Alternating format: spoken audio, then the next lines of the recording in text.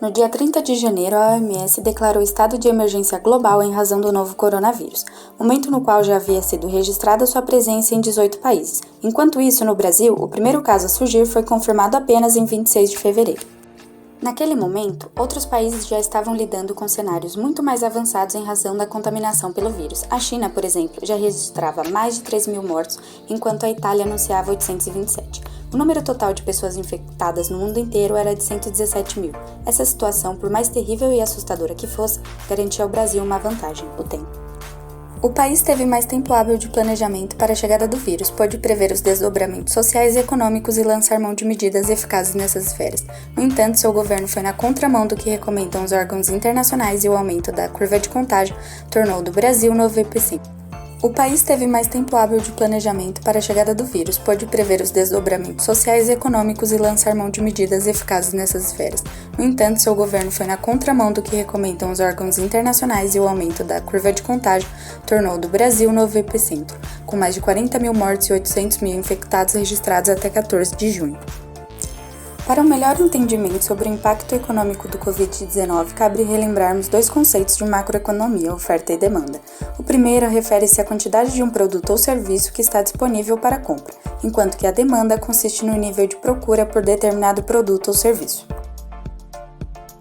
Devido ao atual cenário, as pessoas não dispõem de condições psicológicas favoráveis para comprar como antes e, além de deprimidas, estão sob a orientação de saírem de casa apenas para atividades essenciais, como ir a mercados ou farmácias.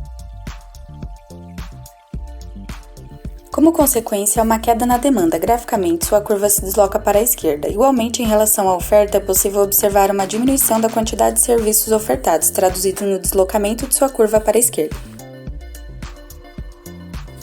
Nesse contexto, os mais afetados além da indústria são principalmente as pequenas e médias empresas, uma vez que seus proprietários não dispõem de receita suficiente para se manterem. Inclusive, muitos deles já fecharam as portas logo nas primeiras semanas de quarentena. Mais adiante serão mencionadas as medidas tomadas pelo governo e as possíveis saídas para conter a crise econômica ocasionada pela pandemia no Brasil.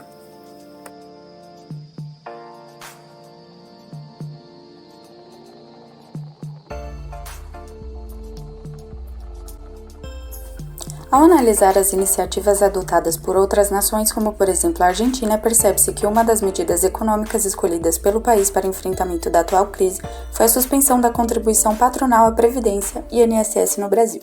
Com isso, disponibilizou um auxílio destinado ao pagamento salarial dos funcionários de empresas com até 100 colaboradores e também de prestadores de empresas maiores.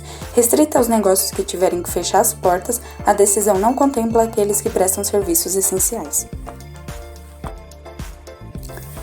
Outro país cuja iniciativa cabe destaque é os Estados Unidos. Com uma estimativa de gasto de até 850 bilhões de dólares, o governo de Donald Trump planeja enviar cheques de ajuda aos americanos afetados pela crise do coronavírus.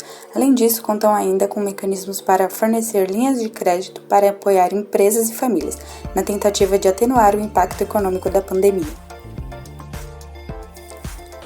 Uma alternativa possível ao cenário apontado seria a criação, por parte do governo, de um meio de comunicação com a população para informá-la diariamente de modo transparente sobre o andamento da doença no país, os avanços da medicina com relação à vacina e as medidas que estão sendo tomadas para diminuir os efeitos econômicos negativos para as famílias.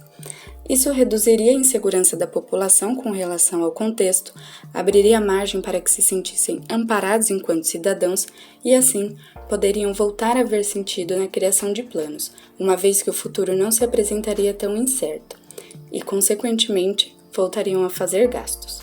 Além disso, alterações nas iniciativas de transferências governamentais que têm se mostrado insuficientes, como o auxílio emergencial, também seriam uma saída. Nesse exemplo, o governo poderia providenciar uma ampliação do valor oferecido, junto da possibilidade de adaptá-lo, a depender da condição socioeconômica dos beneficiários. Outra alternativa estatal foi a injeção de moeda em instituições financeiras, para que oferecessem linhas de crédito a pequenas e médias empresas, com o objetivo de torná-las capazes de manter seu funcionamento sem a necessidade de reduzir seu quadro de funcionários ou salários. Realizada através da redução do depósito compulsório, a medida não obteve sucesso devido à postura reticente dos bancos, diante do risco de falência dos devedores. Para mitigar esse problema, em recente parceria, o BNDES e o Ministério da Economia pretendem minimizar a parcela de risco dos bancos, permitindo que esses, agora com mais segurança, possam cumprir seu papel.